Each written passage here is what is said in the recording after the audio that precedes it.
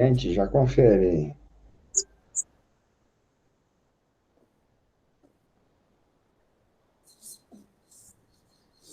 Pessoal, bom dia. Estamos aqui reunidos para a disciplina de administração, dia 12 de fevereiro.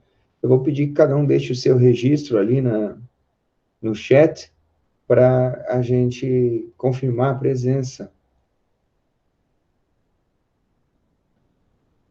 Nós estamos com 8 alunos aí presentes. À medida que for chegando mais alguém, vou tentar anotar aqui. O Siga continua com problema. Agora eu vi os professores começaram a reclamar que ele não está para as planilhas dos cursos superiores, permitindo abrir a planilha de frequência geral, o que é muito ruim, né? Porque tu só pode colocar a frequência dia a dia, mas não tem como ver o geral. Vamos ver se eles resolvem isso. Eu já tinha notado isso quase 3 semanas atrás, mas pensei, eu não vou abrir um chamado, vou deixar alguém gritar mais alto que eu. Então, pessoal, bem-vindos aqui, né? Esgotou o prazo para o envio do exercício de depreciação. Eu vou confirmar pela última vez os alunos que eu tenho aqui o registro de que enviaram, ok? Aqui, quando eu registro que enviaram, não quer dizer que estava 100% correto, mas que fez a tarefa, entregou a tarefa, e os que eu não vou falar o nome vão ficar sem essa nota, sem essa tarefa, ok? E aí, se tiver qualquer equívoco, tanto dos presentes como alguém que venha assistir a gravação depois, entre em contato com o professor, tá? Então, eu recebi da Ana Paula, da Beatriz, da Bruna, do Bruno, do Cristiano, da Denise, da Heloísa Topanotti, da Heloísa Moro, do Ezaquiel, do Gabriel Maganin, do Gustavo Destro, do Henrique Casteller, do Igor Germano, Iago Torneto, Isabel Batista, José Guilherme, Juliano Larissa, Letícia Nunes, Rodrigo Sávio, Sara Cherize, Stephanie, Vitor Emanuel e Vitória, certo? Desses aí eu recebi o exercício.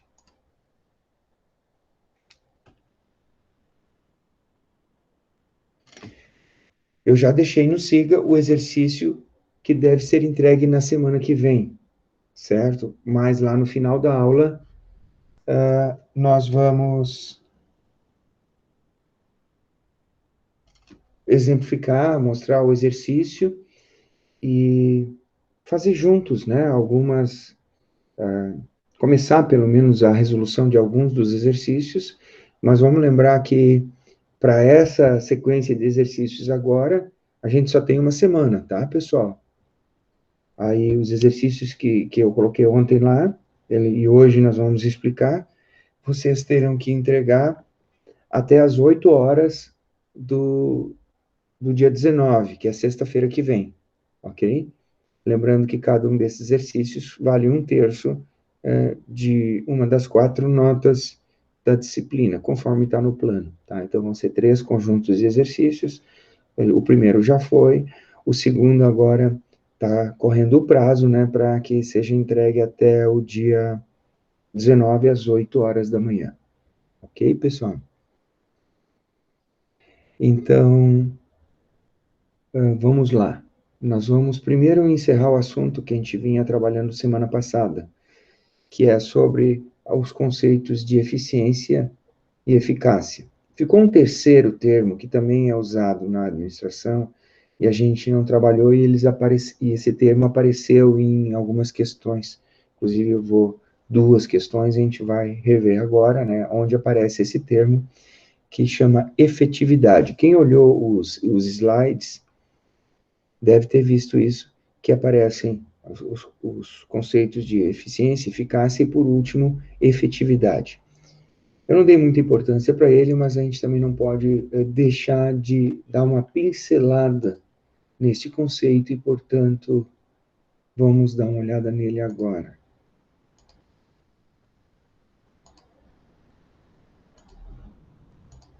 Lembre-se que vocês podem interromper a qualquer momento.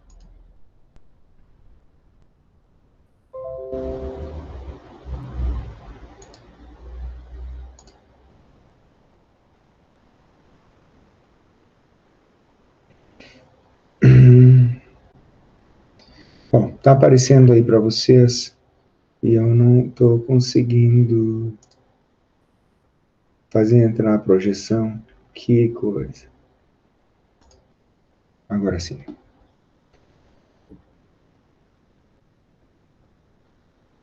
Não foi para vocês. Não abriu a projeção.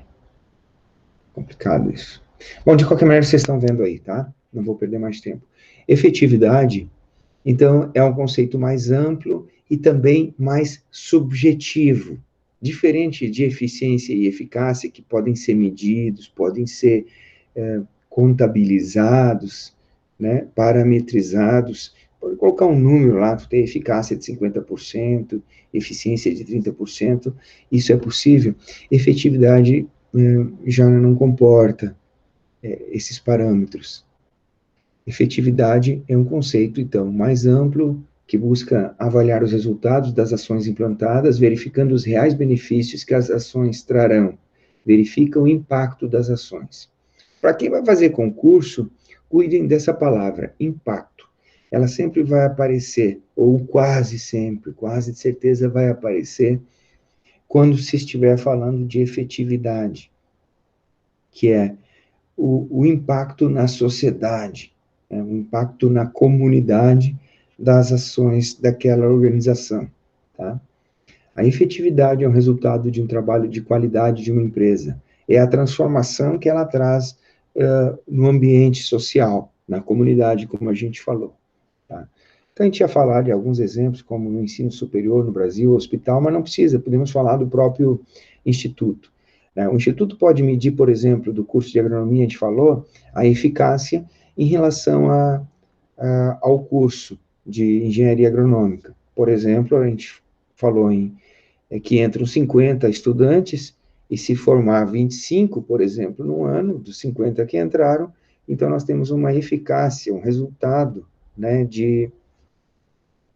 em relação às metas projetadas, de 50%, ou seja, formou metade dos que entraram. Então, essa seria a eficácia, né? Hoje, nosso curso está com uma eficácia semelhante a essa, né? Tem formado em torno de 25 em relação aos ingressantes, às vezes até um pouco menos. Então, se formar 20 dos 50 que entraram, então nós temos uma eficácia de 40%.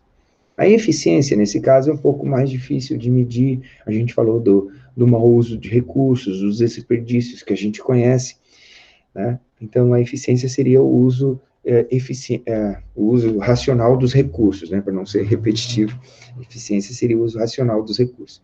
E o que é a efetividade? No caso, se a gente estiver falando, qual é a efetividade do curso de agronomia, ou qual é a efetividade do campus Santa Rosa do Sul, por exemplo. A gente está falando da efetividade, ele é um critério, é um indicador da organização. Aí é mais difícil de medir, veja, porque o Instituto, o campus Santa Rosa do Sul, tem 2 cursos na área agrícola, agropecuária, né, a agronomia e o curso técnico.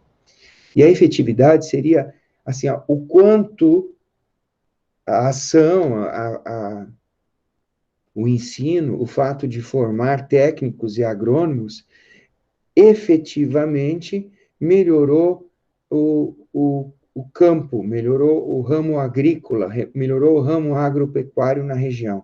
O quanto as lavouras, as criações, o meio ambiente, as florestas, a produção de alimentos na nossa região, o atendimento ao agricultor, quanto todos esses aspectos melhoraram com o trabalho do Instituto Federal.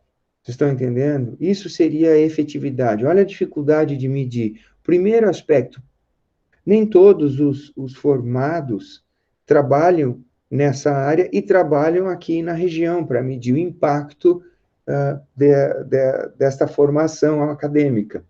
Segundo, o Instituto não é ator isolado nessa área. Nós temos várias outras instituições, públicas e privadas, trabalhando para melhorar o agro, na região, certo? Então, é muito difícil medir isoladamente o impacto do Instituto, porque a gente tem a EPAGRE, tem a SIDASC, tem as cooperativas, as associações dos agricultores, as lojas agropecuárias privadas, também fornecendo assistência aos agricultores.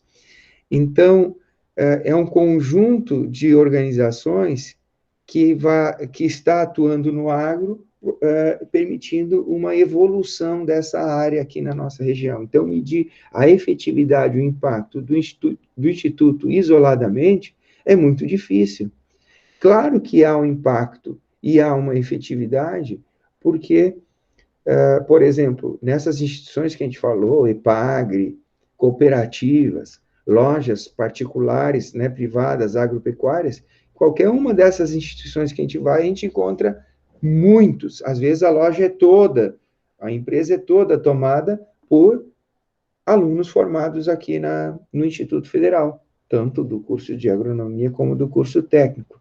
Então, estão atuando fortemente na região e, com certeza, melhorando, ajudando a melhorar o agro da região, da nossa comunidade, certo? Agora, dizer, eu consegui perceber qual é a efetividade é muito difícil, tá? Por isso eu não gosto muito desse conceito, tenho até dificuldade de trabalhar ele para vocês. No exemplo ali do hospital, seria o seguinte, medir dentro do hospital os indicadores de eficiência e eficácia são possíveis e são válidos. Agora, a efetividade, por exemplo, de se instalar um hospital em uma região que não tem hospital, ou num município que nem tem hospital, seria medir o seguinte, o quanto o atendimento na saúde, quanto a saúde da população no entorno daquele hospital, na comunidade, no entorno daquele hospital, ou nos municípios no entorno daquele hospital, quanto que melhorou a saúde com a chegada, com o estabelecimento, com a instituição daquele hospital na região, certo? Isso seria avaliar a efetividade. E vocês percebem, então, que é um conceito bastante subjetivo e bastante difícil, né? Ele é difícil de quantificar, ou ele praticamente não é possível quantificar o que seria a efetividade. Tá? Então, fica um conceito teórico mais no sentido de o impacto que é causado na sociedade, ok? Mas, vamos lembrar, então, que são três conceitos diferentes. Eficiência e eficácia, que são mais possíveis de se medir, e efetividade, que é o impacto na sociedade mais difícil de quantificar. Beleza? Vamos ver duas questões. Duas questões de concurso que envolvem este conceito de efetividade.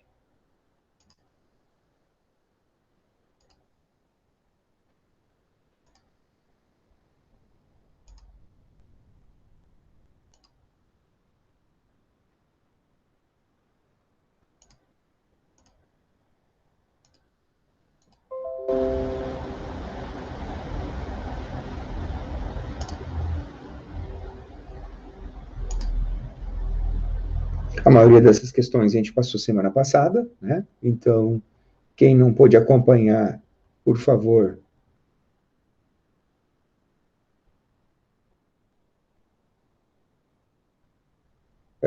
olhe o videozinho da semana passada.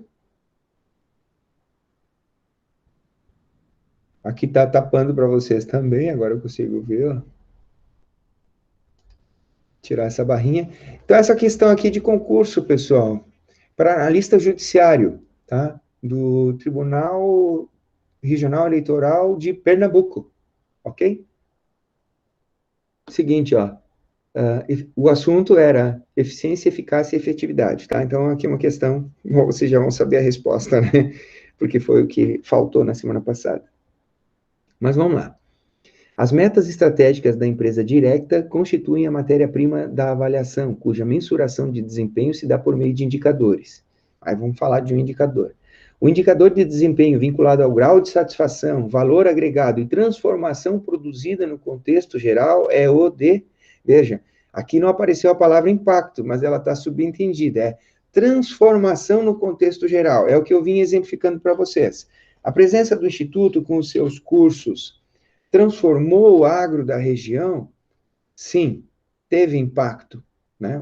A dificuldade é quantificar isso, tá? Mesma coisa naquele exemplo do hospital. E nessa pergunta teórica agora do concurso, então, a transformação no contexto geral. Qual a resposta? Letra. Posso colocar na prova essa, né? Não precisa nem dar a resposta aí. Letra D, efetividade, o conceito que a gente estava vendo até agora. Agora eu vou passar um exercício para vocês. Vocês estão muito quietinhos aí. Nem sei se estão aí, se não deixaram o computador ligado e foram tomar café. É o seguinte, peguem caneta aí, papel e caneta, tá? Papel e caneta. Então, essa questão de concurso do CGU, tá? Da CGU, Controladoria Geral da União. Agora ela mudou o nome, tá? Mudou o nome agora recentemente, mas ainda existe, tá? Eu acho que virou Ministério da Transparência, um negócio assim, lá na gestão do Temer ainda, tá? Então, tu tem que correlacionar as colunas. O A1, você anota lá o A1 e qual daqueles conceitos pode dizer respeito ao A1, tá? Então, conceito de administração. Qual da coluna B que encaixaria com o A1? E vejam que pode repetir, porque tem apenas 5 As e tem 7 Bs. Então, pode repetir no A1 mais que um conceito, tá? Então, A1, administração. A2, organização. A3, eficiência. A4, eficácia. E A5, efetividade. E depois a gente vai ver as respostas. Ok? Aqui, para encerrar essa etapa aqui das nossas aulas, conceitos de eficácia, eficiência e efetividade. Então, vamos lá, vamos ver o que diz o B1. Conjunto de pessoas e de recursos deliberadamente estruturado para alcançar objetivos. Gente, o termo organização ali, cuidem, que está no A2, ele pode ter dois conceitos. Ele pode ter o conceito da empresa, da organização, da instituição, certo? E pode ter o conceito de etapa do processo administrativo, a segunda função administrativa depois do planejamento e a organização. Nesse caso, como não aparece como etapa do processo administrativo, ele está dando o sentido de empresa, o sentido de instituição, certo? E, portanto, o A2 fecha com o B1, tá? Então, no A2 a gente tem o B1. Vamos olhar o A1, administração. Pode falar, Xerize. Levantou a mão, pode falar.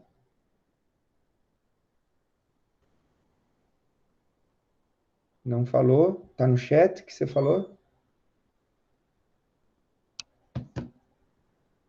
Tá. Vamos lá. Administração. O A1. Seria o B2, alcance de metas pré-definidas? Seria o B3, processo de tomar decisões e realizar ações? B4, uso racional de recursos, capacidade... Tá.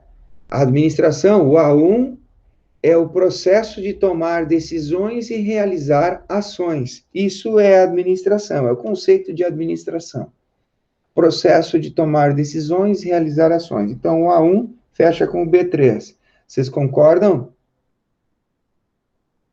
Vamos ver o A3, o eficiência.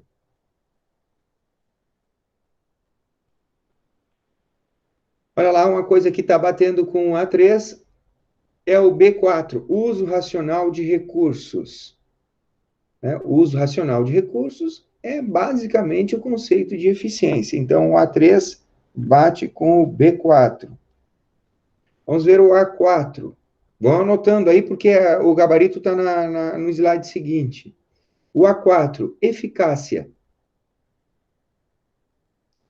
E a eficácia bate mais com o B6, que é a avaliação dos resultados, ou seja, o alcance dos resultados.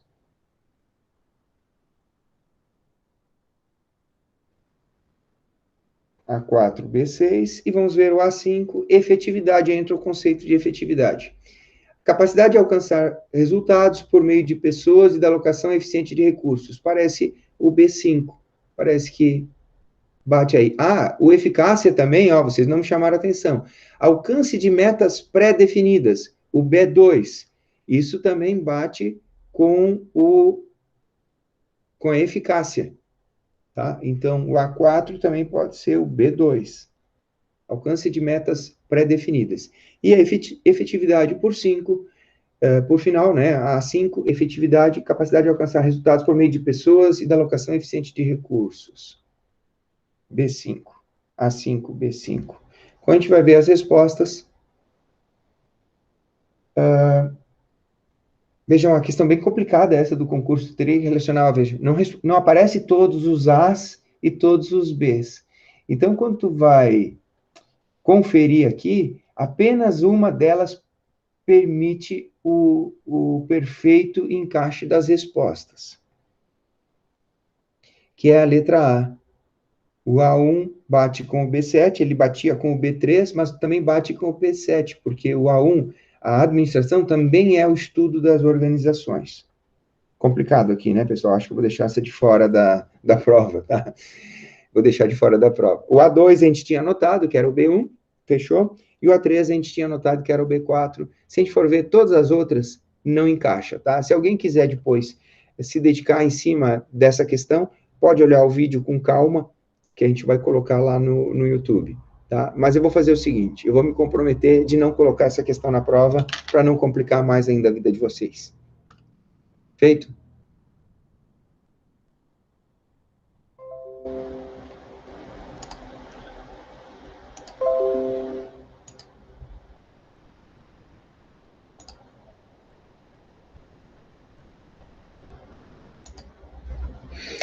Pessoal, nós vamos ainda teorizando aqui em conceitos bem teóricos, daqui a pouco a gente faz uma atividade mais prática, certo? A gente vai falar a última função administrativa que resta, tá? Nós falamos do processo administrativo, ele é de acordo com as várias teorias da administração, acabam fluindo, né, convergindo para as 4 funções administrativas principais, que são planejamento, organização, direção e controle. Nós gastamos um bom tempo falando sobre planejamento, muitos de vocês fizeram o curso de planejamento estratégico, viram a importância dessa etapa do processo administrativo, ela é fundamental, ela é crucial, não dá para dizer que ela é a mais importante de todas, porque nenhuma delas se resolve sozinha, a gente falou já, eu tenho repetido várias vezes. Não adianta o processo só de planejamento. Se a gente só planejar e não tocar o processo administrativo através das próximas etapas, como organização, direção e controle, então nada vai acontecer, né? Quem só planeja e não faz nada, também não sai do lugar. Ok, pessoal? Então, planejamento, ele é importantíssimo, ele é crucial, é a primeira etapa, mas depois as outras etapas, todas elas têm a sua importância, né? A organização, a direção, a gente conversou semana passada, e agora a gente vai falar um pouquinho sobre o conceito da função controle. A função controle é a última etapa, ou seja, depois que tu realizou todo o fluxo do processo administrativo, né, você tem que ter parâmetros, você tem que avaliar se o que você está fazendo está correto, se não precisa ajustes, né, na sua execução, ok? E essa etapa de avaliar os resultados, conferir, comparar com indicadores pré-estabelecidos e corrigir rumos, acertar rumos, essa etapa é chamada de controle. Aqui a gente tem uma visão geral do processo administrativo, que agora chegou alguém atrasado, vou ter que ver se eu tenho que dar acesso à pessoa. Voltamos aqui.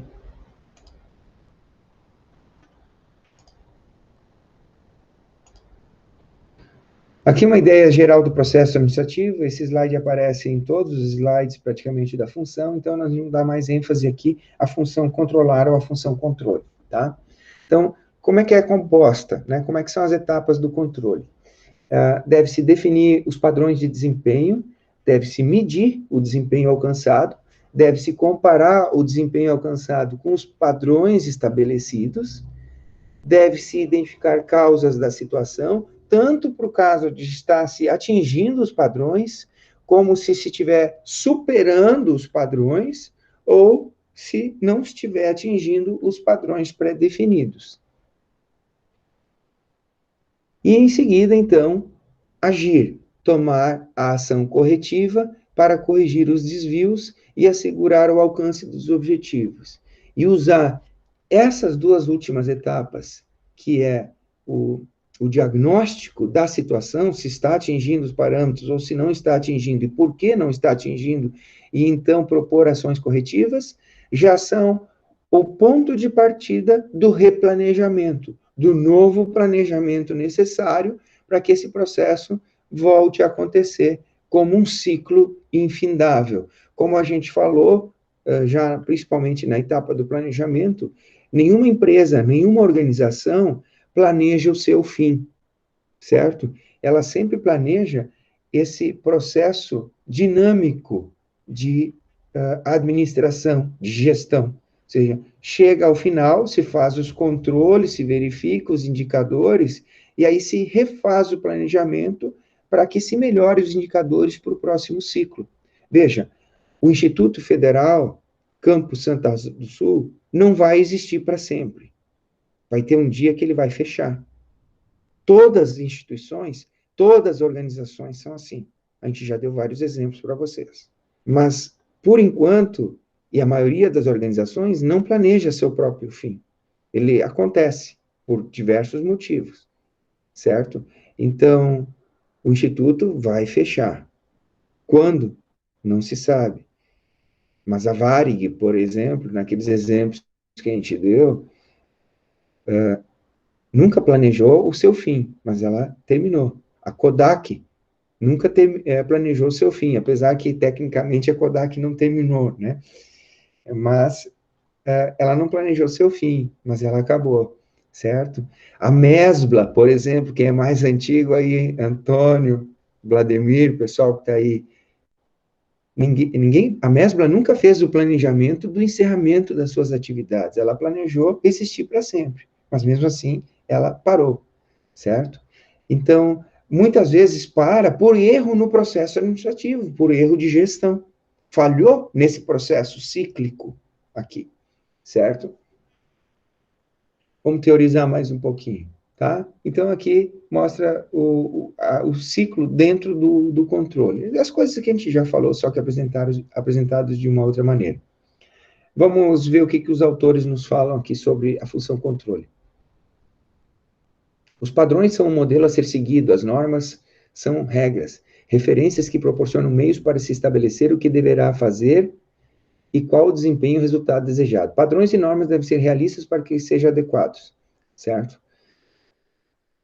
Quais são as características dos padrões? Devem ser elaborados a partir daqueles que irão utilizá-los, pois sem impostos esses têm poucas chances de serem praticados. Aquilo que a gente falou, né? Assim como no planejamento, todos os colaboradores da organização devem ter algum grau de participação dentro do planejamento, aqui também, na hora de indicar, de elaborar os indicadores que devem ser atingidos, os colaboradores que têm que participar para se tornar um número mais viável, certo? Serem frutos de consenso do grupo, serem simples, sucintos, redigidos em linguagem clara e corriqueira, serem baseados na prática, retratando a forma como as coisas funcionam. Isso aqui é só teoria, tá, pessoal? Não se assustem.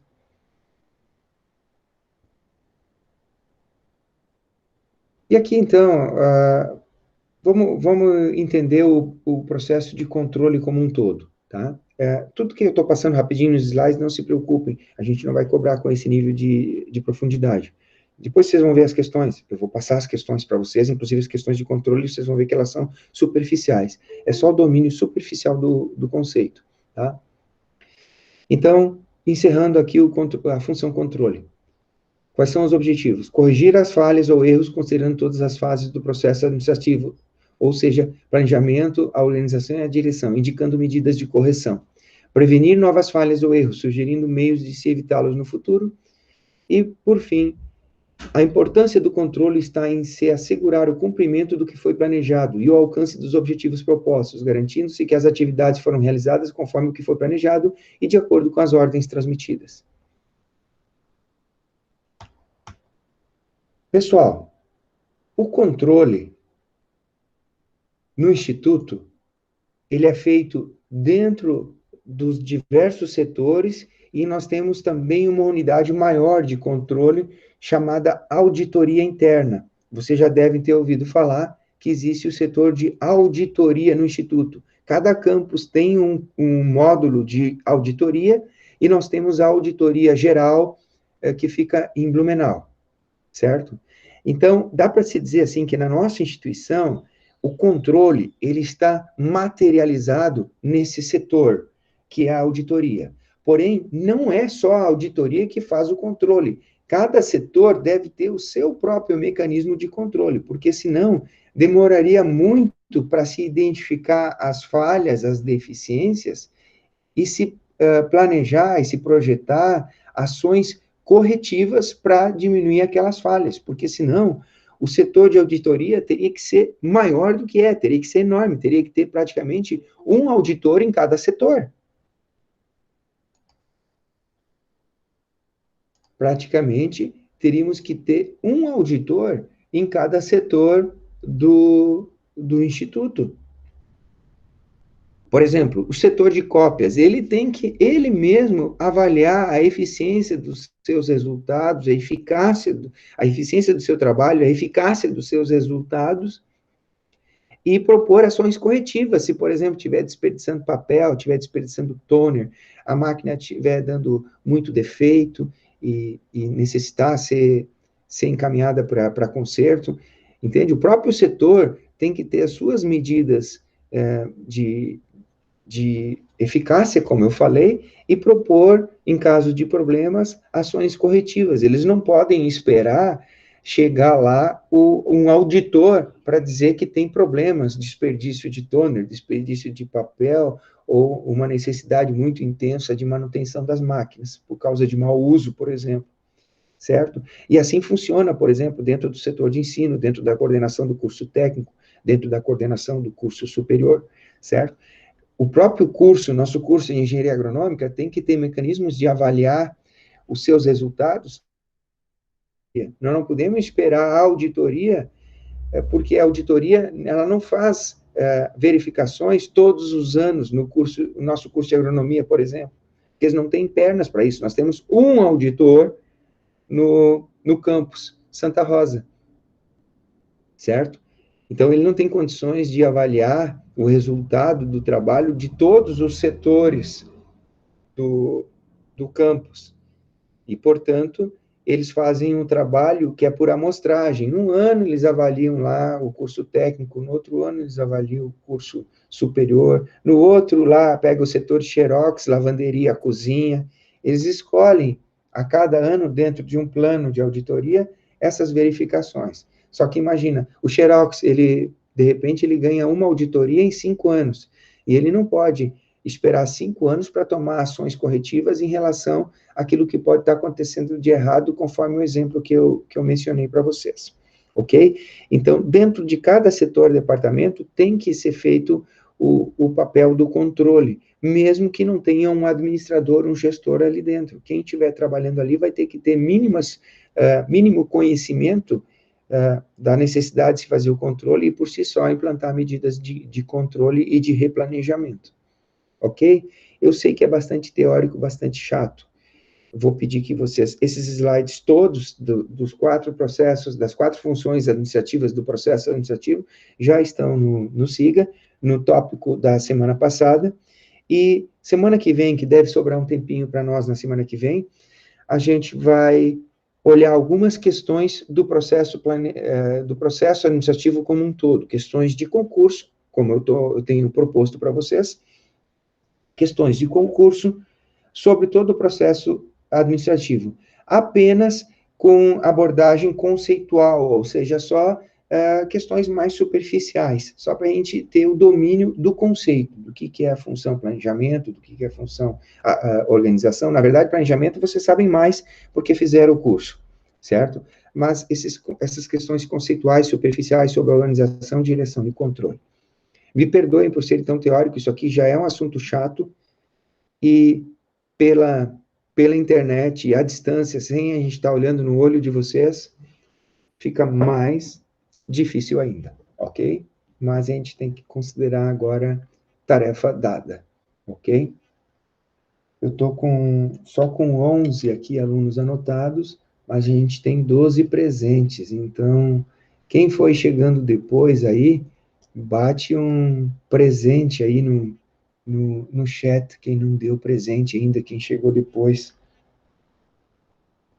para eu não cometer injustiças aí na chamada, na presença. Tem alguém com a mão levantada, né, pessoal? O João Vitor, gostaria de falar alguma coisa, João Vitor?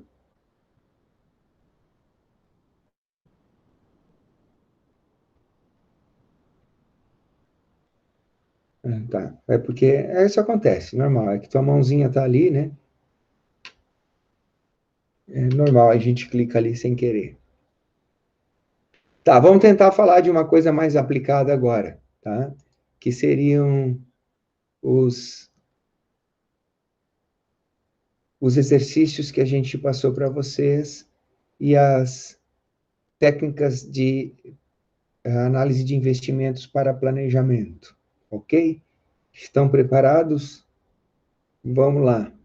Essa sequência de slides que a gente vai olhar agora, a gente não vai terminar elas hoje, tá? A gente vai olhar só uma parte dos slides e já estão no tópico da data de hoje. Estão lá na data de hoje, esses slides que vamos assistir agora.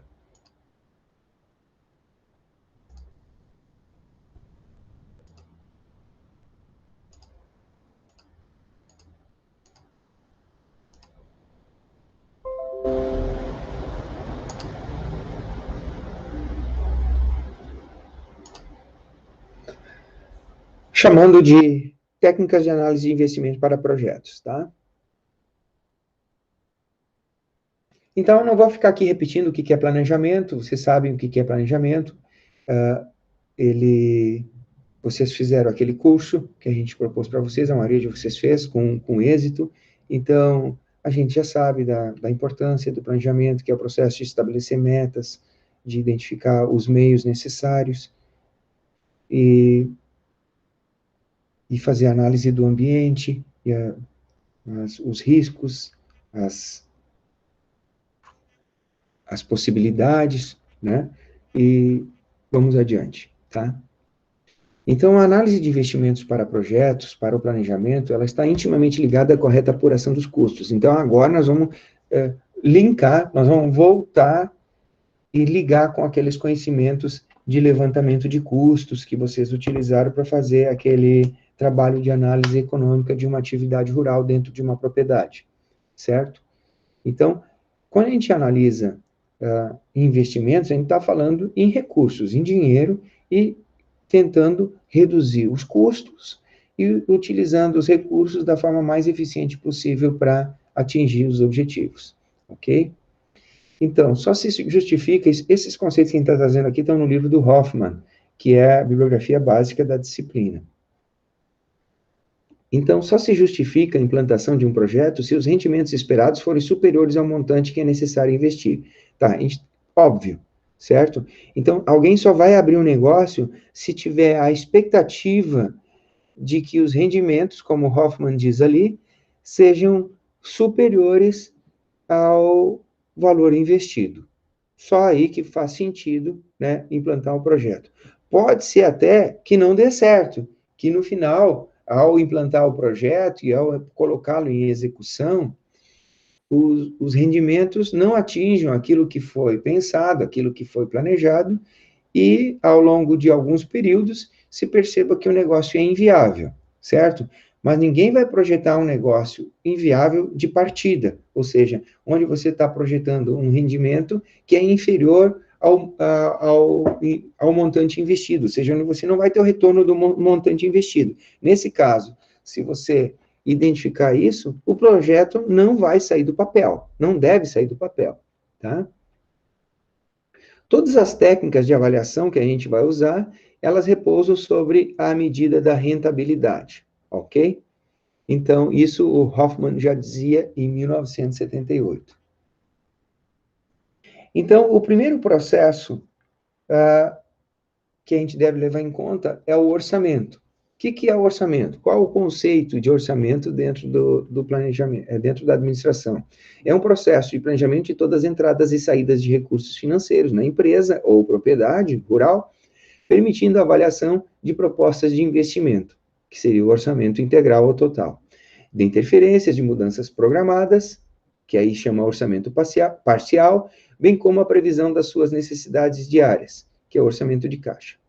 Então, aqui a gente queria dar ênfase à técnica do orçamento parcial, que é muito utilizada na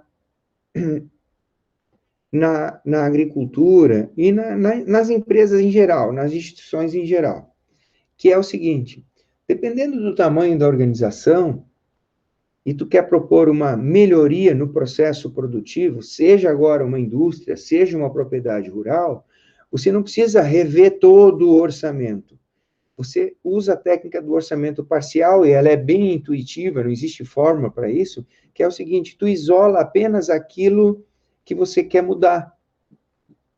Isola apenas aquilo que você quer mudar. E faz o orçamento daquela tarefa que está sendo alterada. Vocês vão entender melhor isso com os exemplos que a gente vai propor para vocês. O primeiro deles, que está lá, o primeiro exemplo que está proposto. Até consultei o professor Saulo para ver se ainda fazia sentido esse exemplo, e ele me disse que sim, que alguns lugares do Brasil ainda tira o leite da vaca na mão, ainda é manual o processo de tirada do leite, certo? Então, nesse primeiro exercício que a gente vai ver, tu tens uma propriedade, ele falou, principalmente no interior e mais direcionado lá para o norte e nordeste do país, que ainda há a ordenha manual, certo?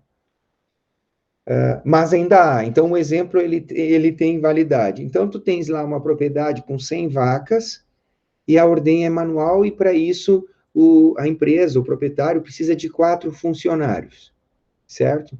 E ele quer fazer, então, usando a técnica do orçamento parcial, avaliar se vale a pena ele abandonar a ordenha manual e estabelecer a ordenha mecânica, comprando uma ordenhadeira, certo?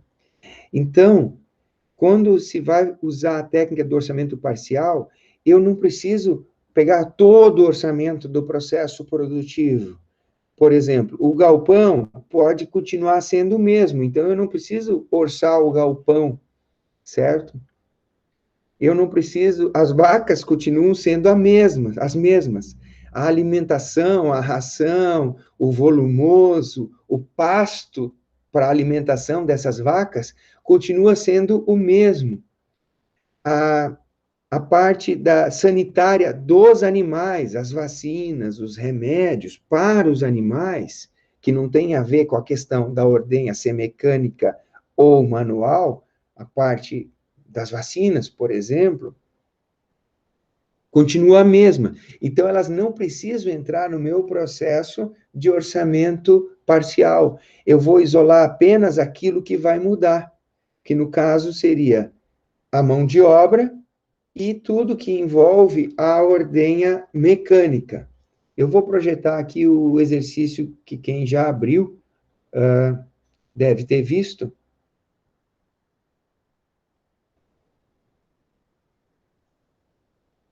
Tá? Esses são os exercícios que a gente propôs para vocês. Tá? Eles são intuitivos. As primeiras 4 questões são intuitivas. Tem 7 questões, não se assustem, tá? Então, eu vou ler ela para vocês aqui. Todas as primeiras são de orçamento parcial. Um pecuarista de leite estuda a possibilidade de substituir a ordenha manual pela mecanizada. Sua propriedade mantém, em média, 100 vacas em lactação durante todo o ano e, para ordenhá-las, emprega 4 retireiros, 4 funcionários, tá? Com despesas médias de salário de R$ 1.300 por mês para cada funcionário. Uma ordenhadeira mecânica instalada com capacidade de ordenhar 50 vacas por hora custa R$ 80 mil e necessita de apenas um homem para operá-la. O equipamento tem vida útil de 8 anos, não tem valor residual, tem taxa de conservação de 5% ao ano e juros, custo de oportunidade de 8% ao ano. Tem um gasto mensal de R$ 350 de energia elétrica e gastos semestrais, preste atenção, de R$ 900 com lubrificantes e R$ 1.400 de material de higiene e limpeza. A pergunta, é viável a substituição? Caso contrário, qual é o número de vacas em lactação o produtor deveria manter para compensar essa mudança? Porque tem 100 vacas. Então, vocês vão calcular, vocês vão fazer o demonstrativo do cálculo e vão chegar a uma conclusão. Se vale a pena, com 100 vacas, substituir a ordenha manual pela mecânica, e se não valer a pena, vocês vão fazer um cálculo adicional para saber quantas vacas, então, a partir de quantas vacas valeria a pena ter a ordenha mecânica, considerando que tu precisa de um empregado para cada 25 vacas, né? Porque tu tem 100 vacas e precisa 4 empregados para a ordenha. Então, cada 25 vacas mais um funcionário, ok? Enquanto que a ordenhadeira, se ela ordenha 50 vacas por hora, por exemplo, em 10 horas ela ordenharia 500 vacas. Então, o custo com a máquina não aumentaria, levem isso em conta. Vou lembrar o que consta nesse exercício, tá, pessoal? A comunicação é importantíssima.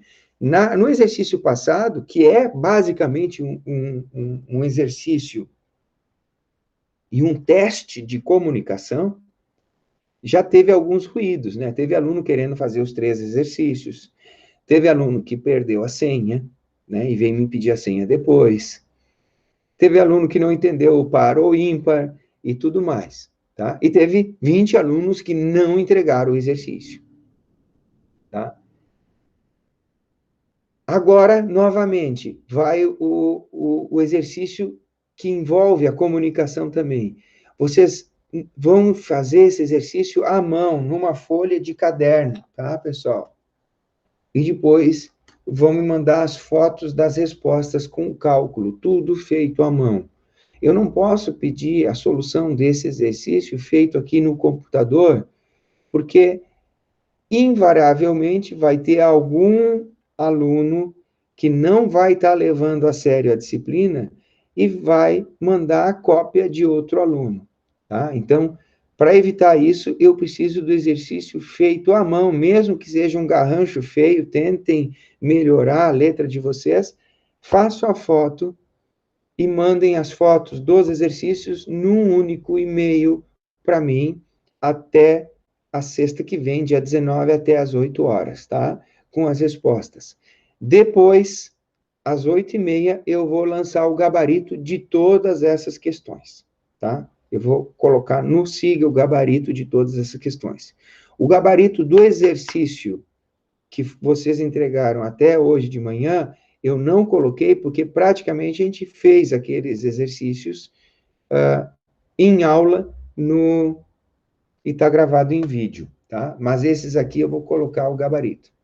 Querem ver um segundo exemplo de orçamento parcial? É o seguinte, eu não vou ler todo, só vou dar uma ideia do geral do que é o segundo exercício. Um cara produz cevada para alimentação animal, e ele ganhou a proposta de uma cervejaria artesanal de que ele passasse a entregar essa cevada para a cervejaria. A cervejaria garantiria a compra da cevada, e ele deixaria de usar para alimentação animal, e com isso ele teria a vantagem de vender por um preço maior. Claro que ele teria que fazer algumas adaptações no processo produtivo para ter a cevada na qualidade que a cervejaria precisa, e esse é o exercício, ok? Também é uma técnica de orçamento parcial, ele é intuitivo. Você separa, você não precisa ter todo o processo produtivo da cevada, tu não precisa fazer o orçamento da compra das sementes, tu não precisa fazer o orçamento do trator, por exemplo, porque tudo isso vai ser igual tanto para a cevada para alimentação animal, como para a cevada para cerveja. Então, nessa técnica de orçamento parcial, você isola apenas aquilo que muda no processo produtivo e avalia se é viável ou não o negócio, certo? Essa é a segunda questão. A terceira questão é o seguinte, é de uma exploração de gado caprino, certo? E aqui ele ganha uma proposta, o produtor tem uma proposta de melhorar o arejamento das instalações. Ele vai ter um custo com o melhoramento das instalações, mas vai ter uma vantagem que ele vai conseguir vender a carne.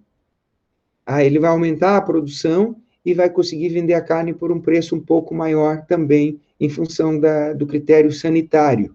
Tá? Essa é a proposta dessa questão. Então, o cara produz gado caprino para produzir carne, ele ganha uma proposta a partir de um grupo de alunos de agronomia, se eu não me engano ali, de melhorar as instalações, de acordo com o que os alunos estudaram, e tem o custo da melhoria das instalações e tem o benefício do aumento da produtividade e da melhoria da qualidade da carne. O quarto exercício é o seguinte, o cara é um olival, né, produção de azeitona, tá? E nessa produção de azeitonas, o produtor vai abandonar a colheita manual e partir para a colheita mecânica. Então, tem os custos ali, os benefícios, e você vai fazer também a técnica do orçamento parcial.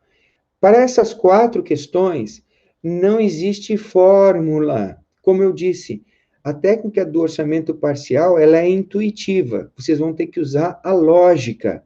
E a gente imagina que estudantes que estão aqui na 8ª fase do curso de engenharia agronômica tenham condições de usar a lógica de forma intuitiva para solucionar essas questões, tá bom?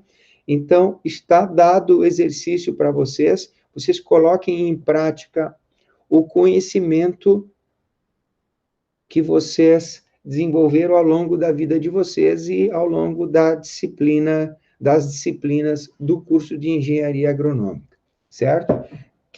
Depois a gente vai ver as outras questões ainda. Quem tiver dúvidas, pode entrar em contato com o professor a qualquer momento, ok? Então, a parte de orçamento, não existe fórmula, ela é intuitiva, como eu falei, você vai usar a lógica, para que elas, e aí eu coloquei 4 questões de exemplo, para vocês cansarem de usar esta técnica, certo? A gente já fez até um TCC aqui no curso de engenharia agronômica, usando como base a técnica do orçamento parcial. Agora vamos falar das técnicas que exigem cálculos, certo? Aqui eu estou usando o método da Universidade Federal de Lavras, de 1999. A Universidade Federal de Lavras tem curso de agronomia e ela é especialmente reconhecida no Brasil pela qualidade da pós-graduação do seu curso de agronomia na área de administração agrícola, certo? E por isso eu fui buscar na UFLA esses indicadores. Mas são os mesmos que a gente usa, que vocês vão encontrar em outros livros também, certo? Só que eu usei a metodologia da UFLA para apresentar os indicadores para vocês. Então, eles são divididos em 2 grupos, as técnicas chamadas não sofisticadas e as técnicas chamadas sofisticadas. E a diferença delas é que as não sofisticadas não usam a perda do poder aquisitivo do dinheiro, elas não usam a correção pela inflação, certo? Elas não usam a correção por um determinado indicador. E aí vocês podem pensar, então as não sofisticadas têm um problema. Verdade, tá? Mas ainda assim elas são muito reconhecidas e muito utilizadas. E, portanto, a gente não pode deixar de falar e entender elas. A única coisa é que vocês, acadêmicos, têm que saber claramente que essas primeiras 3 técnicas, elas não consideram a inflação ou a taxa de juros, enquanto que as sofisticadas, vocês estão agora já concluindo, que usam, sim, a correção do dinheiro ao longo do tempo, tá? Então, é o que está colocado ali. As não sofisticadas não levam em consideração o fator tempo no valor do dinheiro, não trabalham com o valor atual, não corrigem pela inflação, não corrigem com nenhuma taxa de juros, ok? E aí as técnicas são as 3. A1, o ponto de nivelamento. A2, taxa média de retorno. E A3, período de payback. Ok? Essas 3 são as que nós vamos trabalhar hoje aqui nos minutos que nos restam. E as que vão ser cobradas ainda no exercício, aquele que eu comecei a mostrar para vocês, cujas primeiras questões são sobre orçamento parcial. As técnicas sofisticadas, que são valor presente líquido, índice de lucratividade, relação benefício-custo e a TIR, taxa interna de retorno, nós vamos ver semana que vem, tá? Então, as técnicas sofisticadas ficam para a semana que vem. Vamos adiante. Então, vamos primeiro no ponto de nivelamento. Esse aqui não é novidade para vocês, porque ele já apareceu, inclusive, nos gráficos que vocês colocaram lá nos trabalhos de análise econômica.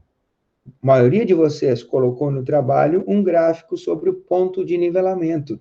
Então, e até fizeram comentários lá na conclusão do trabalho, que o ponto de nivelamento é o momento, é o ponto dentro do processo produtivo, dentro da comparação das receitas com os custos, é o ponto onde as receitas ultrapassa os custos, o ponto a partir do momento, a partir do qual a atividade passa a dar lucro, tá? Esse indicador também é chamado de ponto de equilíbrio, relação custo-volume-lucro, ou em inglês ela é chamada de break-even point, ok?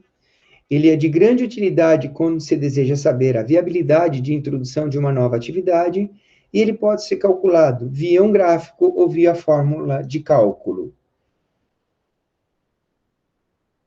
Vamos dar uma olhadinha no que eu estou pedindo para vocês lá no exercício. Vamos fazer meio juntos. É a questão número 5.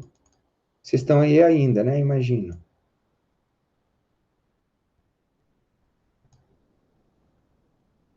Tá? Então, aqui a gente vai... a questão 5 é a questão que propõe calcular o ponto de nivelamento, o break-even point, ou ponto de equilíbrio. Tá? A empresa rural apresentou os seguintes dados referentes à produção do produto X no ano Y. O custo fixo é R$ 1.400. O custo variável, 45 por saca. Vamos imaginar que seja uma saca de determinado produto, saca de amendoim, tá? Então, o custo fixo para produzir amendoim é R$ 1.400 naquele ano. O custo variável, R$ 45 por saca. E o preço de venda, R$ 60 por saca. E a nossa capacidade de produção de sacas de amendoim tem um limite de 200 sacas. Tá? Então, se eu tenho esses dados de custo fixo total, de custo variável por saca, de receita por produto de 60 e limite de produção de 60, nós podemos analisar isso por um método gráfico ou então criar uma fórmula. No exercício que eu estou propondo para vocês, vocês vão desenvolver a fórmula para se chegar ao resultado. Porque eu posso fazer de uma maneira trabalhosa. Eu vou mostrar para vocês aqui qual seria uma forma trabalhosa de fazer isso. Acompanhe. Eu montei uma planilha no Excel, onde eu coloco na primeira coluna aqui da esquerda a quantidade produzida. Depois eu coloco na próxima coluna o custo fixo. Depois o custo variável, claro, o acumulado em função das unidades produzidas, e uma coluna que soma os dois custos, e o custo total, certo? E, por fim, a coluna da receita. Então, quero fazer do jeito mais artesanal possível. Tipo o exercício que eu passava para os estudantes lá na fruticultura, né? Se eu plantar uma determinada cultura, por exemplo, pêssego, num espaçamento de 4 por 5, quantos pés de pêssego eu vou ter no hectare? Qual vai ser a densidade? Então, você pode fazer um cálculo aí fácil, né? Uma formulinha que já está na cabeça de vocês. Qual seria o jeito difícil de fazer? É pegar uma trena, marcar um ponto no solo e, então, medir 4 metros e colocar outro ponto no solo. E depois mais 4 metros e outro ponto no solo. E depois, daquele primeiro ponto, esticar 5 metros para começar uma nova linha, fazer um novo ponto no solo. E nessa nova linha, depois medir 4 metros, colocar outro ponto. Fazer assim até fechar uma área de 100 por 100, que seria 1 hectare. E depois conta quantos pontos você colocou. Você vai saber quantos pés de pêssego tem no hectare. Não é isso? Então, você vê que tem duas formas de fazer. Uma forma bem trabalhosa e uma forma bem fácil. Ok? O que eu estou propondo aqui nesse exercício é a mesma coisa. Eu estou começando pelo método trabalhoso. Para quê? Para que a gente entenda o fundamento do cálculo. Como que o processo é feito. Então, olha lá. Na primeira linha, eu não estou produzindo nenhum saco de amendoim.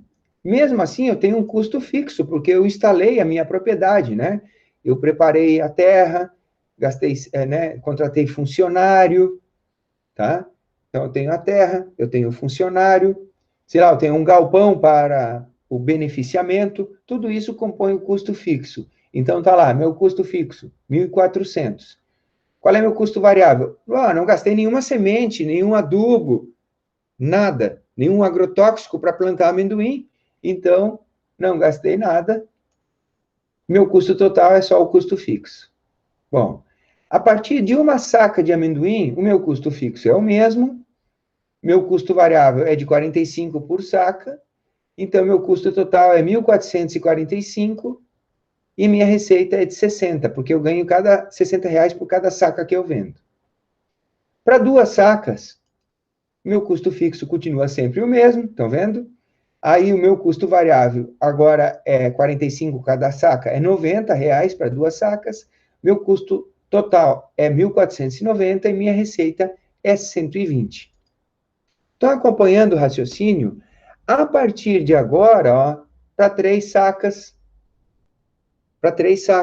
o custo é 1.400, aí aumenta mais 45 o custo total e aumenta mais 60 a minha receita bruta. Como a partir de agora, a minha receita para cada saca mais produzida aumenta em R$ 60 e meu custo para cada saca mais produzida aumenta em R$ 45, vocês estão calculando que em algum momento a coluna da receita vai se equiparar e vai ultrapassar a coluna do custo total. Não é isso?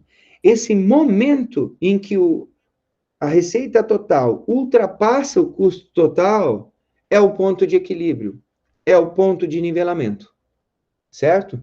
Então, veja aqui, eu vou rolar, porque eu passei toda a madrugada fazendo essa tabela, digitando ela, olha que deu trabalho, tá? Para poder dar o exemplo para vocês. Eu não dormi. Ó, e está aqui a minha tabela. Estou procurando o momento em que... E está aqui, estou chegando perto, até fiz o gráfico ali do lado, ó. Ó, com 92 sacas, o meu custo total é 5.440 e minha receita é 5.520. E com 93 sacas, o meu custo é 5.585 e minha receita é 5.580. Portanto, a gente está calculando, ó, e com 94 sacas, a minha receita ultrapassa o meu custo. Então, eu sei que está entre 93 e 94 sacas o meu ponto de equilíbrio. É 93, alguma coisa. Tá? E o que está proposto no exercício para vocês é que vocês criem uma fórmula para fazer um jeito mais fácil do que eu fiz.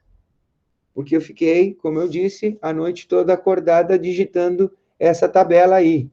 tá? Até chegar nesse ponto, tá bom?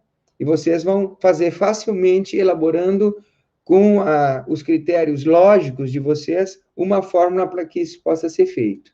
Eu também mandei o Excel fazer um gráfico para a gente entender aqui, ó, como é que isso aí ficou. E ele me mostrou o seguinte.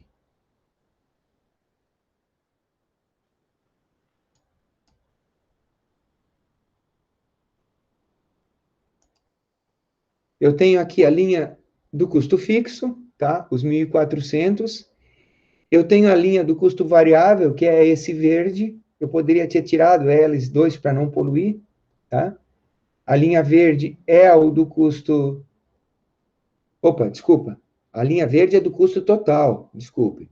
A linha do custo variável é a linha vermelha, tá? Então, essa é que eu poderia ter deixado fora. Então, eu tenho a linha do custo verde, que é o custo total, e ela, em determinado momento, ela cruza com esse outro azul aqui, que é a linha da minha receita bruta. Esse momento em que a receita bruta ultrapassa o meu custo total é o ponto de nivelamento. E a gente consegue ver no gráfico que ela fica ali na faixa do 93, que é o que a gente viu na tabela, ok? Então, o ponto de nivelamento vai ser sempre um gráfico, assim, na versão gráfica, né, no momento, identificando o ponto em que as receitas se tornam maiores que os custos. Vou voltar ali para os slides para mostrar para vocês. Ó, o break-even point é o momento em que a receita ultrapassa o custo. Nesse outro slide, parecido com o gráfico aquele que eu obtive, certo?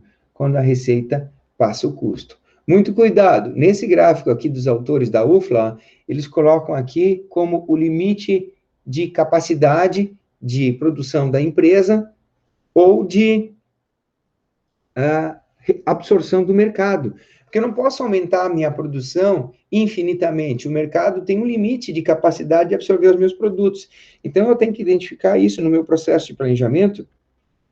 E na hora que eu calcular aqui o ponto de nivelamento, o ponto de nivelamento não pode ficar após essa barreira aqui, que é o meu limite de produção, meu limite de capacidade de produção, ou o limite de absorção do mercado. Senão, significa o seguinte, eu nunca vou ter lucro, certo? E por isso é importante tentar encontrar o ponto de nivelamento, teoricamente, antes de colocar em prática o meu planejamento, o meu projeto de produção, seja lá do que for, seja do amendoim, para saber se eu vou atingir a rentabilidade antes do limite de capacidade de produção ou de absorção do mercado. Ok? Então, esse exemplo das sacas ali de amendoim é a quinta pergunta que vocês vão responder, e nesse caso vocês vão, através de cálculos matemáticos lógicos, bolar uma pequena fórmula que vai permitir chegar ao resultado e identificar o ponto de nivelamento. O ponto de nivelamento é dado em sacas. O ponto de nivelamento do nosso exercício é dado em sacas. O ponto de nivelamento também pode ser dado em dinheiros, em reais, por exemplo. Ok? Naquele exercício, naquele trabalho de análise econômica que vocês fizeram, eu acho que o ponto de nivelamento era dado em reais. Vamos falar dos dois últimos indicadores. A taxa média de retorno. O que é a taxa média de retorno? Ela mostra a porcentagem de retorno em relação ao investimento inicial líquido feito. Ou seja, mostra quanto retorna de entrada de caixa para cada real investido, por ano. Entradas de caixa são as diferenças entre as receitas e as despesas projetadas. Esse método talvez seja a técnica mais antiga utilizada em negócios. É a taxa média de retorno, é uma taxa anual, em porcentagem. A ideia básica é comparar os lucros contábeis líquidos com os custos iniciais de um projeto, adicionando todos os lucros líquidos futuros e dividindo-os pelo investimento médio. Claro que vai ficar mais fácil de vocês verem isso, o quanto é fácil usar esse indicador, fazendo um exercício. Apesar do conceito da taxa média de retorno ser fácil de entender e de trabalhar, esse método não é o mais recomendado pela análise financeira. A gente já sabe, é uma técnica não sofisticada, não leva em conta a desvalorização do dinheiro com a inflação, ok? E como a gente vai analisar junto, no mesmo exemplo, o payback, nós vamos falar desse último indicador, que é o período de payback. Ou seja, quanto tempo leva para eu conseguir recuperar o investimento, tá? Então, é um nome bonito, né? Um nome pomposo, payback, mas é eu recuperar o investimento que foi feito, tá? Então, é o tempo para recuperar o investimento que foi feito. Esse tempo pode ser em meses, em anos, geralmente em anos. Essa técnica consiste na determinação do tempo necessário para que o investimento líquido seja recuperado através das entradas de caixa. Ele pode ser médio ou pode ser efetivo. Nós vamos ver de acordo com o nosso exemplo aí, tá? O período de recuperação do investimento, tá? Esse é o conceito de acordo com os autores ali. Período de recuperação do investimento, payback, é o número de anos, em alguns casos é o número de meses, necessários para recuperar o investimento inicial. E sem mais delongas, vamos fazer um exercício, senão vocês vão achar isso aqui totalmente inviável, tá? Inclusive é o seguinte, eu vou mostrar para vocês. Quando tu coloca na internet... não... Vou abrir aqui, ó. Payback. Isso, vocês estão vendo que eu estou procurando na internet. Payback, taxa média de retorno. O que eu vou ter? Inevitavelmente vai acontecer isso aqui, ó. Tá? Eu coloquei ali no Google payback, taxa média de retorno, que são os dois indicadores que a gente vai calcular agora. Inevitavelmente vai aparecer uma tabelinha, onde você vai relacionar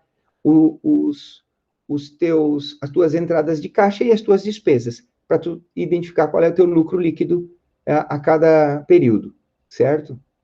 Então, é inevitável a gente trabalhar com isso. Portanto, nós vamos fazer no nosso exemplo aqui, ó, um projeto qualquer. Pense o seguinte, quem de vocês já pensou em abrir uma pizzaria, uma loja de sapatos, ou fazer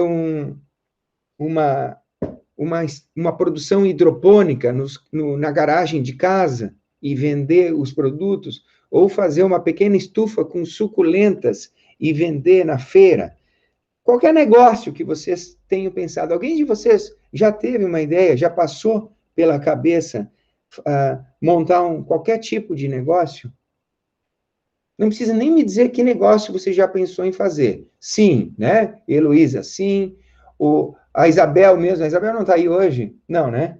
A Isabel estava participando esse ano do negócio lá sei lá, do noivo dela, né, do Leandro, para produzir milho à venda, tanto é que foi o negócio que eles analisaram no trabalho de análise econômica da disciplina. A Heloísa já, alguém gostaria de falar? Ezaquiel, também pensou em negócio? Que negócio que pensou, Ezaquiel? Eu penso, professor, eu estou até praticando já a questão de orgânico, né? Isso, produção de horta orgânica, ou não só horta, outros produtos agrícolas orgânicos, muito bem, tá? Então, nós vamos fazer o exemplo agora, Ezaquiel. Eu montei a tabelinha, tá? De um projeto, bem simplesinha, tá? De um projeto que a gente está pensando em fazer. Pode ser o teu projeto da horta orgânica, pode ser um projeto de uma loja de sapatos, pode ser um projeto de uma pizzaria, pode ser qualquer coisa, tá? Então, o que vocês viram que qualquer negócio que se projete, tu tem que minimamente colocar no papel. E a parte financeira que se coloca no papel usa esses indicadores que a gente está estudando aqui. E hoje nós estamos falando de indicadores chamados não sofisticados. Semana que vem nós vamos ver os sofisticados. Então, nós vamos trabalhar com dois indicadores aqui, que são a taxa média de retorno e o período de payback. Tá? Então, agora vocês vão me ajudar a montar esse exemplo. Pense em qualquer projeto que seja. Vamos hipoteticamente falar. Um valor em reais que seria necessário para investir no projeto. Então, o projeto precisa de um investimento inicial. Nada começa do zero, certo? Precisamos de um investimento inicial para um determinado projeto. Ter um projeto que não tenha nenhum custo fixo é muito difícil, Tá? Mas até é possível. Por exemplo, no exemplo que o Ezequiel está dando, eu estou tentando matutar aqui, de uma horta orgânica. Eu posso, por exemplo, não ser o dono da terra e ter, arrendar, por exemplo. Posso comprar sementes, posso comprar o adubo, e por enquanto eu só estou falando de custos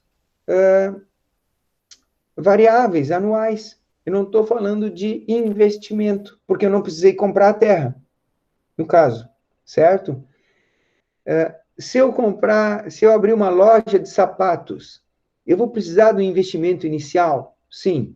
Vou precisar de balcões, vou precisar de caixa registradora, vou precisar de depósito, vou precisar daquela maquininha de cartão para vender os produtos, certo? Vou ter que pagar alguns impostos, algumas taxas para ter um alvará de uma loja de sapatos. Tudo isso seriam custos referentes ao investimento inicial. Ô, professor, Fale.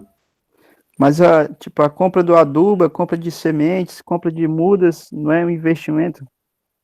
Daí é que tá. Eles vão ser despesas de custeio, tá? Só a muda, se for uma muda que for durar mais que um ano. Por exemplo, se na tua lavoura orgânica, tu for produzir também, vamos dizer, pêssego orgânico, tá? Aí a muda de pêssego vai ficar alguns anos lá na tua área. Aí a tua muda de pêssego é investimento, tá? Mas a tua semente de beterraba, por exemplo, ela não é investimento, ela é custeio. Porque ano que vem tu vai ter que comprar semente de beterraba de novo, tá? Então a gente tem que separar o que é investimento, o que é custeio. Nem sempre isso é muito fácil, tá? Mas eu procurei dar um exemplo para ti aí. Ó. Se tu falar em muda, se é muda de uma coisa que é anual, como a beterraba, aí também já não é investimento, é custeio. Tá? Vamos ver uma coisa que seja muda. Muda de morango, por exemplo. Tá? Muda de morango não é investimento, é custeio. Muda de pêssego é investimento, não é custeio. Tudo depende, o cálculo que tu vai fazer é o seguinte, essa muda que eu estou comprando, ela vai durar para vários processos produtivos ou vai durar só para um processo produtivo? Se ela durar para vários processos produtivos, é investimento.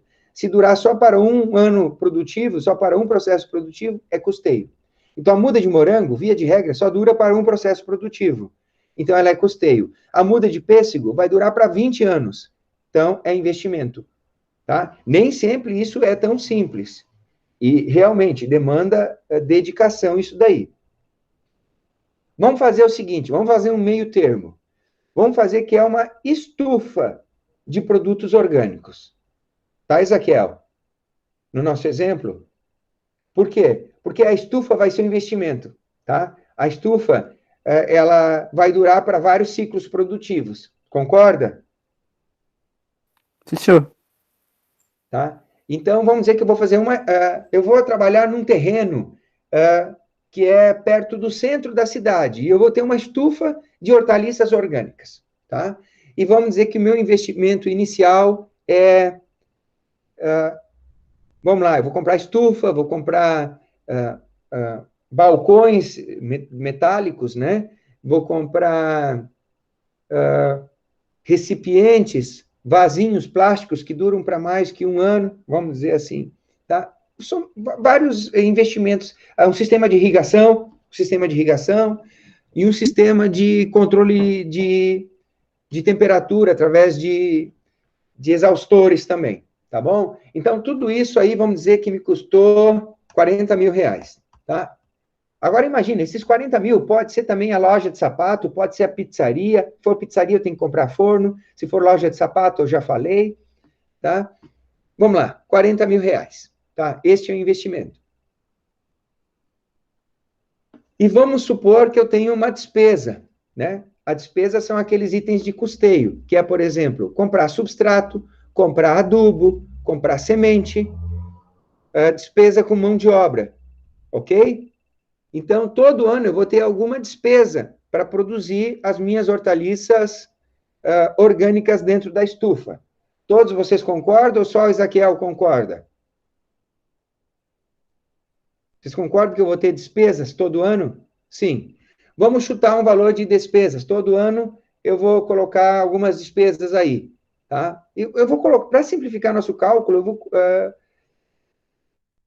não precisa ser o mesmo valor, tá? Todo ano. Vamos dizer que no primeiro ano eu gastei mais com adubo, gastei com calcário e tal, e a minha despesa no primeiro ano foi, olha lá, 11 mil,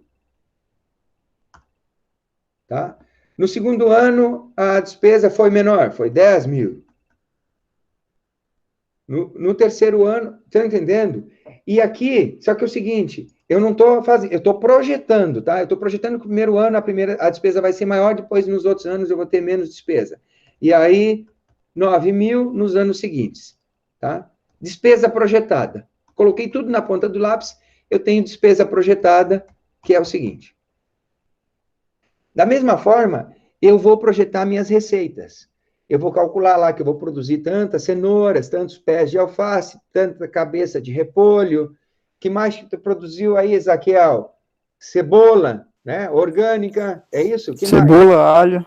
Alho, beleza. Tudo isso orgânico dentro de uma estufa.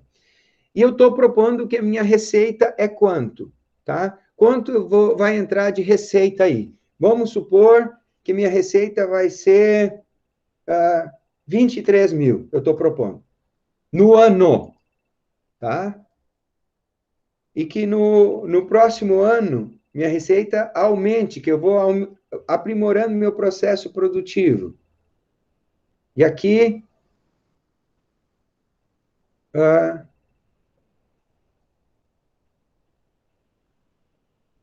e aí fique 26 mil nos próximos anos também. Tá? Pronto, montei minha tabelinha de projeções. Tá?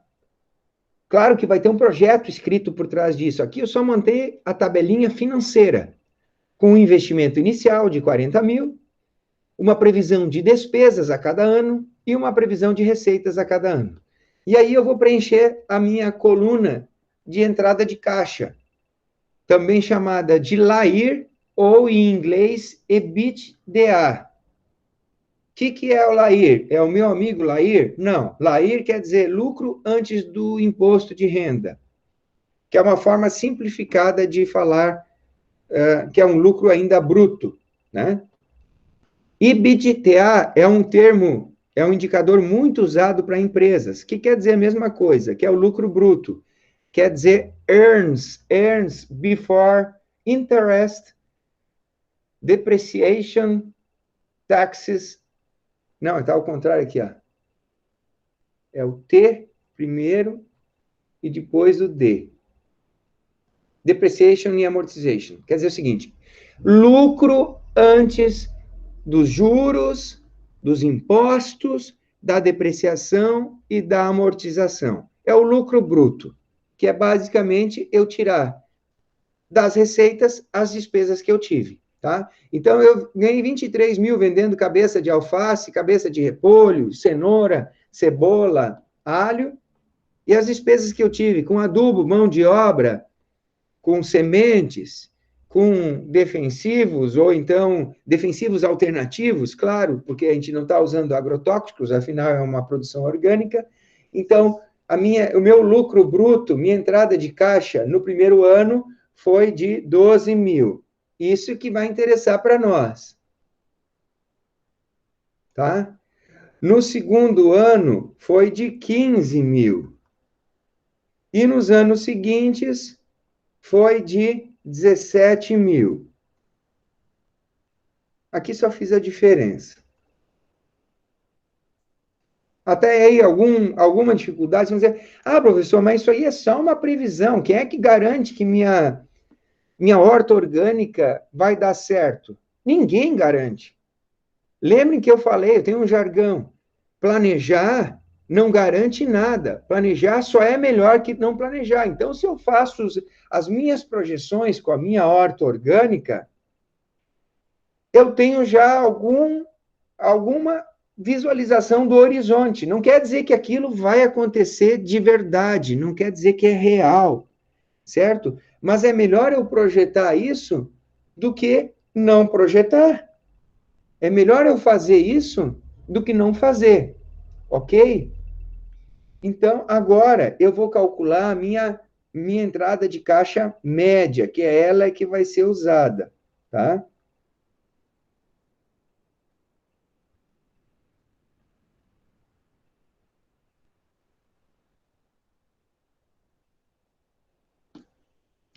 Então, minha entrada de caixa média é 15.600, tá? E agora eu vou lá, tem 5 minutos, mas a gente está terminando, tá, pessoal? Então, eu tenho que minha entrada de caixa média, nesses 5 anos, que eu estou fazendo um projeto para 5 anos, tá? Ele pode ter mais do que 5 ou menos que 5, não importa. Eu fiz nesse exemplo aí que nós estamos levantando, então é o seguinte, resumindo, nosso investimento inicial é 40 mil, tá? Eu tenho receitas e despesas variáveis a todo ano, e eu tenho um lucro bruto médio de 15.600 ao longo dos 5 anos. Ok? Como que calcula a taxa média de retorno? É o lucro médio sobre o investimento.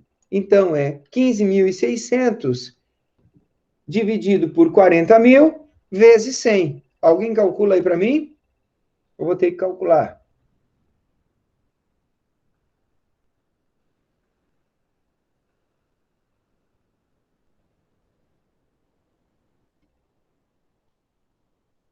Calcularam? 15.600 dividido por 40 mil vezes 100 deu 39%. Então, é a minha taxa média de retorno de 39%. É uma excelente taxa de retorno de 39%. Para vocês terem uma ideia, essa semana, o Banrisul divulgou a sua previsão de taxa de retorno para o ano de 2021.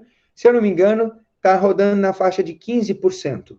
Tá? As empresas fazem essas projeções todos os anos, e as empresas que têm ações na Bolsa são obrigadas a divulgar essas projeções como fato relevante ao mercado. Ok? Todos entenderam onde é que eu tirei o 39%? Eu vou considerar o silêncio como uma aprovação. É bem simples, tá? E agora a gente vai calcular o payback efetivo e o payback médio. O período de payback em anos. Tá? Vou diminuir um pouco aqui para a gente enxergar a tabela e poder calcular. Tá? O payback efetivo é o seguinte, é quando que eu recuperei os 40 mil do investimento, através dos meus lucros. Então, eu tenho que somar o 12 mil, mais 15 mil, mais 17 mil, vamos ver ali, ó. 12 mil. Vou calcular o payback efetivo, tá? 12 mais 15 mais 17 deu 44. Então, o meu payback efetivo é menor do que 3 anos. Vamos ver exatamente quanto que é.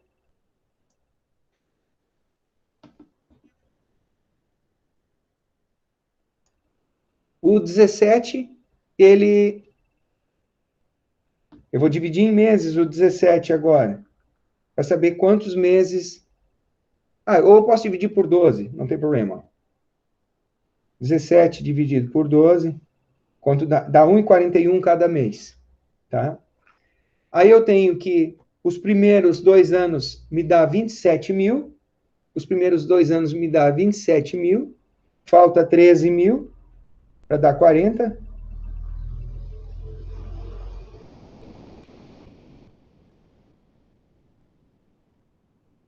Vai levar mais 9 meses. Então, 2 anos e 9 meses. Meu payback efetivo, quando é que eu vou ter os 40 mil que eu investi? Aos 2 anos e 9 meses, porque ao final de 3 anos eu já tenho 44 mil. Então, se ao final dos 3 anos eu tenho 44 mil, ao final do segundo ano eu tenho 27 mil, eu vou calcular aqui, dividir esse 17 mil por 12 meses, para saber quanto vai me dar de lucro por mês, para eu colocar ali, então, o payback efetivo bem preciso. E o payback médio, ele é calculado, tá? Em função da média de lucro. Aí fica mais fácil ainda. É um cálculo invertido em relação à taxa média de retorno. Eu pego o lucro médio e divido pelo investimento inicial. Então, basta pegar o 15.600 e dividir por 40 mil.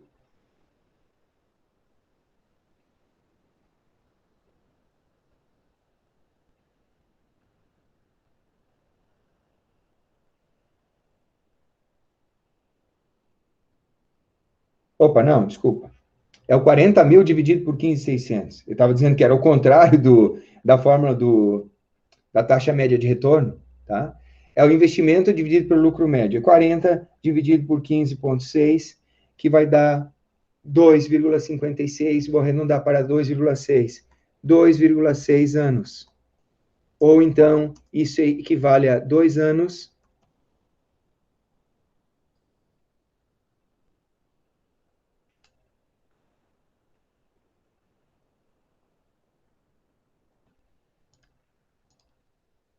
e 7 meses.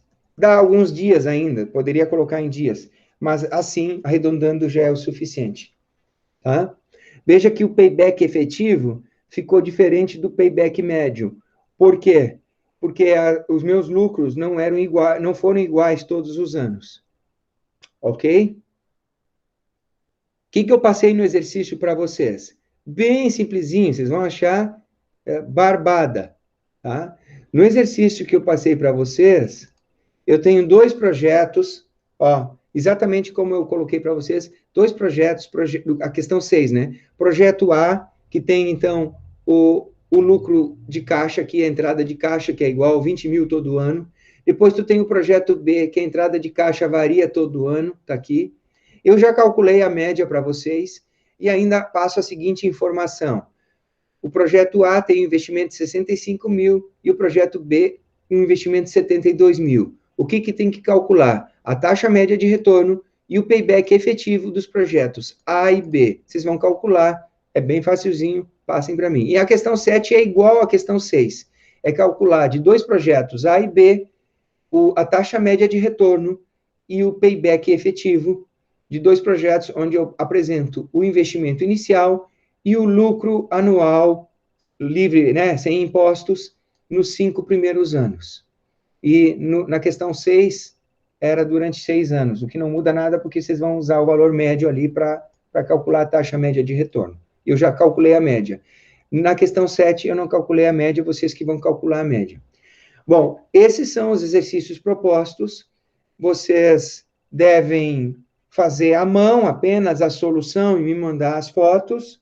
Se tiver dúvida, vocês me procurem no WhatsApp ou por e-mail, certo? E o vídeo dessa nossa explicação aqui, da nossa aula, eu vou colocar ainda hoje, já no período da tarde, já vai estar disponível ali no Siga e no nosso canal no YouTube. Pessoal, nós estamos esgotando o tempo, já deu 10 horas e 3 minutos. Eu abro aqui para as perguntas, dúvidas, críticas, reclamações. Fiquem à vontade, podem falar aí, pessoal. Sim, preste atenção, esse exercício vocês têm um período menor para fazer, tá? É só uma semana, você tem que entregar até sexta-feira, às 8 da manhã. Façam à mão no caderno e me mande foto, tá? É o seguinte, mandem num único e-mail, pode ser várias fotos, mas num único e-mail. Não mande uma foto em cada e-mail, por favor, que aí eu vou ficar doido. Tá? E vai ser à mão, porque eu preciso ter certeza que cada um de vocês fez. Nem que copie do outro, mas pelo menos teve o trabalho de copiar, tá bom? Certo, Vladimir, nós vamos continuar aqui ligados e a gente conversa sobre eventual o trabalho perdido. Não tem problema, a gente conversa aqui. Pessoal, eu vou encerrar a gravação depois para atender o Vladimir e quem mais quiser falar alguma coisa na sequência. Tá bom, pessoal? Uma boa semana para vocês. Desculpe aqui o conteúdo mais pesado, mais chato.